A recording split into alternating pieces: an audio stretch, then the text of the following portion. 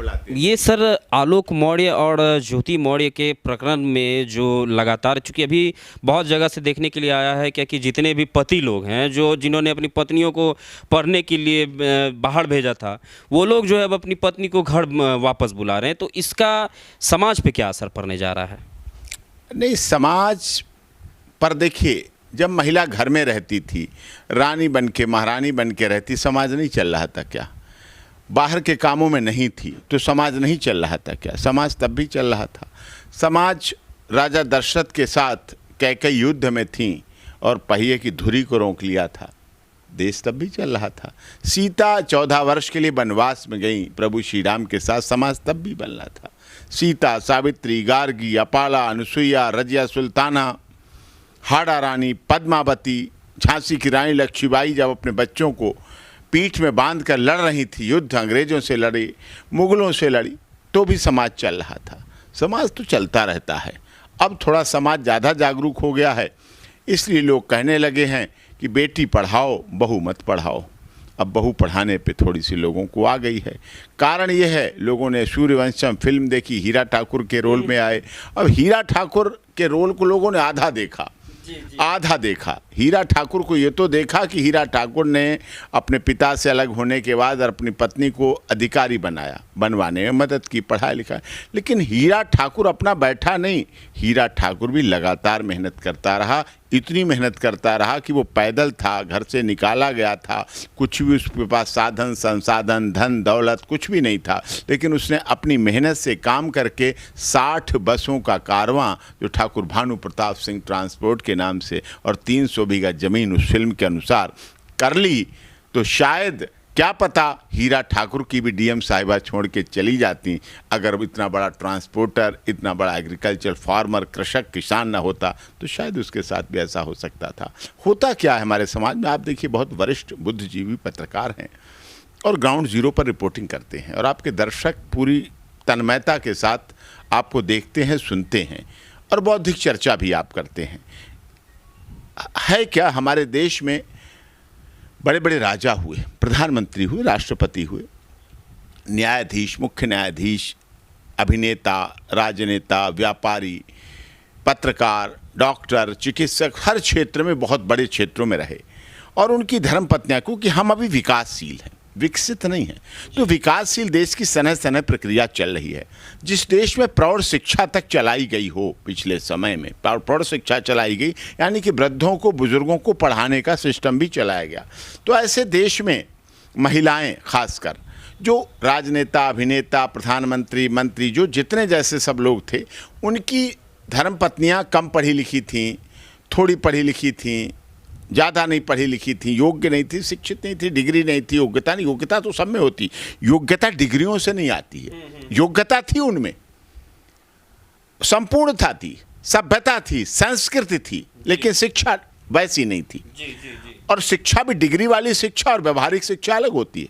उनके पास व्यवहारिक शिक्षा थी, लेकिन फिर भी उन सभी ने अपनी धर्मपत्नियों को रानी बना के रखा, कभी कोई अड़चन नहीं आने दी। उस समय के शब्द डाइवोर्स बहुत पाप समझे जाते थे। पत्नी, धर्मपत्नी, रिश्ता, शादी, विवाह, संस्कार, ये बड़ा पवित्र माना जाता था और पवित्रता के साथ इन रिश्तों को निभाया जाता था, सबने निभाया। लेकिन आज समय बदला, आधुनिकता आई, मॉडर्नाइजेशन आया, पाश्चात्य सभ्यता आई, तो लोगों में ये भावना बढ़ती चली गई। अब तो दूसरा ये भी काम आ रहा है कि बिन फेरे हम तेरे, जब तक तुम मेरे तब तक हम तेरे, जब तुम नहीं हम मेरे तो हम भी नहीं तेरे। अब ये भी बात बढ़ रही है, तो ये गलत है लिव इन में रहना। अब लिव इन में रहने के कारण क्या है कि हमारी पाश्चात्य सभ्यता बढ़ी, उसके पीछे क्या है, वैलेंटाइन डे लोग मनाने ले, Valentine day, hug day, kiss day, love day, rose day, propose day, chocolate day, ये ज़्यादा मनने लगे हैं डे। तो जब इन डे में मनने लगे हैं, दिवस के बजाय दिन आ गए हैं, तो साहब फैमिली कोर्ट भी फिर बढ़ गई, फैमिली कोर्ट कम रह गई क्या? फैमिली कोर्ट की संख्या बढ़ती चली गई इस देश में, रिश्ते टूटते चले गए, रिश्ते कमज़ोर होते चले गए, पति पत्नी के बीच दरार आने लगी। जो पहले एक सभ्यता थी, संस्कृति थी कि माथे की बिंदिया, मांग का सिंदूर, हाथ की चूड़ियाँ, पैर के बिछुए, गले का मंगलसूत्र, ये विवाह के लिए बहुत अति आवश्यक और महत्वपूर्ण होते थे। इनका महत्व होता था, इनके संस्कार होते थे, इनकी रीति रिवाज, पद्धति, नीति नियति, सिद्धांत होता था। और इतने बड़े होते थे ये कि यमराज से कोई नहीं लड़ पाता था, यमराज से किसी लड़ने की हिम्मत नहीं थी। लेकिन सावित्री के को धर्म पत्नी थी, वो धर्म के अनुसार धर्मनिष्ठ पत्नी थी, इसलिए उसने यमराज को भी पीछे हटने के लिए मजबूर कर दिया और यमराज को भी सत्यवान के प्राण छोड़ने पड़े। सावित्री की मान, मर्यादा, सम्मान एक पत्नी की रखनी पड़ी, एक नारी की रखनी पड़ी। नर से नारी भारी, एक नहीं दो मात्राएं, नर से नारी भारी। सर, ज्योति मौर्य ये आरोप लगा रही है आलोक मौर्य के ऊपर में कि उन्होंने झूठी बात कही। शादी से पहले उन्होंने अपने आप को जो है वो ग्राम स्वच्छ अधिकारी बताया था, लेकिन वो एक्चुअली में जो है वो एक सफाई कर्मचारी थे। तो इस पे अभी 15 साल 10 साल बीत जाने के बाद इस बात को सामने लाना, इस पे आपकी क्या राय है? देखिए, पहले कहते थे यत्र नारीत्व पूज्यते देवत्व, जहाँ नारी की पूजा है वहीं देवता है। अब ये झूठा होता जा रहा है। कारण क्या? इन्हीं वजह से। क्योंकि है क्या, इस देश में महिला आयोग है, महिला मंत्रालय है, महिला हेल्पलाइन है, महिला हेल्प डेस्क है, महिला थाना, महिला पुलिस, महिला पीसीआर, महिला स्पेशल कोर्ट, महिला फास्ट ट्रैक कोर्ट, महिला बैन, सब कुछ है। पुरुष के लिए नहीं है। पुरुष आयोग नहीं, पुरुष हेल्पलाइन नहीं, पुरुष हेल्प डेस्क नहीं, पुरुष मंत्रालय नहीं, पुरुष के लिए थाना नहीं, पुरुष के लिए बैन नहीं, पुरुष के लिए कोई हेल्पलाइन नंबर नहीं, पुरुष के लिए कुछ नहीं है। पुरुष इस देश के राजनीतिक के पॉलिटिकल एजेंडे में ही नहीं है। महिला तो एजेंडे में है, इलेक्शन मैनिफेस्टो में महिला के लिए तो सब पार्टियां बोलती हैं, पुरुष के लिए कभी कोई बोलने की हिम्मत नहीं कर पाता। सोचिए, कमजोरी है पुरुष की। अब हुआ क्या, उन्होंने कहा हमें ऐसे ऐसे बता दिया।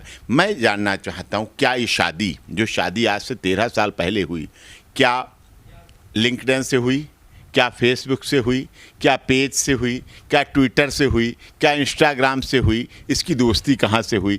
क्या रिश्ते ही रिश्ते मिलाने वालों ने मिलाई शादी? क्या शादी.com ने मिलाई? क्या मैरिज ब्यूरो ने मिलाई? क्या पब में मिले थे ये दोनों, क्लब में मिले थे, बार में मिले थे, डांस में मिले थे, थिरकते हुए मिले थे? क्या ये प्रपोज डे पे प्रपोज किया था, रोज़ डे पे प्रपोज किया था, चॉकलेट डे पे प्रपोज किया था, या वैलेंटाइन डे पे मिले थे, या किसी पार्क में किस डे करते हुए मिले थे, या हग डे किया था इन लोगों ने? जब कुछ ऐसा नहीं किया, मोबाइल फ़ोन से मैसेज नहीं भेजा, दिल नहीं भेजे उड़ते हुए दिल आ गए हों, भर गया हो दिल, ऐसा भी नहीं था। SMS नहीं आया आई लव यू का। ठीक, इसका मतलब शादी पूर्णतः रीति रिवाज, पद्धति, सिद्धांत से थी।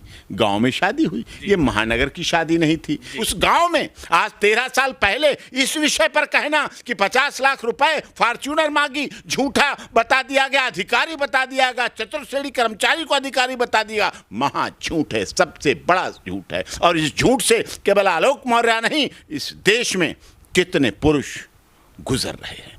आलोक मौर्य के तो आंसू आपने देख लिए, उत्तर प्रदेश के माननीय मुख्यमंत्री महाराज जी ने देख लिए, पुलिस प्रशासन ने देख लिया, सरकार ने देख लिया, मीडिया ने देख लिया, सोशल मीडिया ने देख लिया। लेकिन आज भी इस देश में ऐसे करोड़ों लोग हैं जिनके आंसू बाहर नहीं निकलते, अंदर निकलते हैं। अंदर आंसुओं का समुंदर इकट्ठा हो जाता है, बाढ़ आ जाती है समुंदर के सामने, पूरी तूफानी सुनामी आ जाती है अंदर, और वो सुनामी का रूप होता है आत्महत्या। आज देश में 150 से 250 पुरुष प्रतिदिन आत्महत्या कर रहे हैं, सुसाइड कर रहे हैं। और जब सुसाइड करता है किसी का बेटा, किसी का भाई, किसी का मामा, किसी का भांजा, किसी का भतीजा, किसी बहन का भाई जब सुसाइड करता है, तो परिवार सिर्फ इतना कह के रख जाता है, इतना सोच के रह जाता है। लोग पूछते हैं क्या हो गया था? कुछ नहीं, घर में अनबन हो गई थी थोड़ी, इसलिए बस उसने कुछ कर लिया, बस ये शब्द। उनसे को FIR लिखाओगे? पोस्टमार्टम कराने से भी बचते हैं लोग कि पोस्टमार्टम भी हमें नहीं चाहिए। विधायक और मंत्री से सिफारिश कराते हैं कि बोल दो CO साहब को, ACP साहब को, डेड बॉडी दे दें, पोस्टमार्टम ना किया जाए।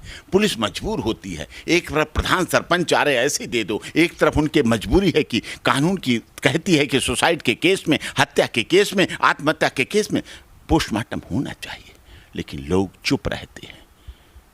आलोक मौर्य रोया तो दुनिया ने देखा, आलोक मौर्य बोला तो दुनिया ने सुना। आलोक मौर्य के दर्द के साथ लोगों ने अपने बेटे, अपने भाइयों, अपने भतीजों, अपने भांजों, अपने मित्रों, अपने दोस्तों को जिनको खोया था, उनके दर्द को अपने साथ समाया है, अपने साथ फील किया है, अपने साथ उस दर्द को एहसास किया है कि ऐसा लोगों के साथ होता है, लोगों का दर्द है, लोगों की पीड़ा है। क्यों? क्योंकि पुरुष जाए तो जाए कहाँ? क्या पुरुष के लिए कोई थाना, कोई हेल्पलाइन, कोई नंबर नहीं, कोई मंत्रालय नहीं, कोई आयोग नहीं, कोई हेल्पलाइन नहीं, कहीं कोर्ट नहीं, कोई बैन नहीं, कोई डेस्क नहीं, कोई थाना नहीं, कहाँ जाए?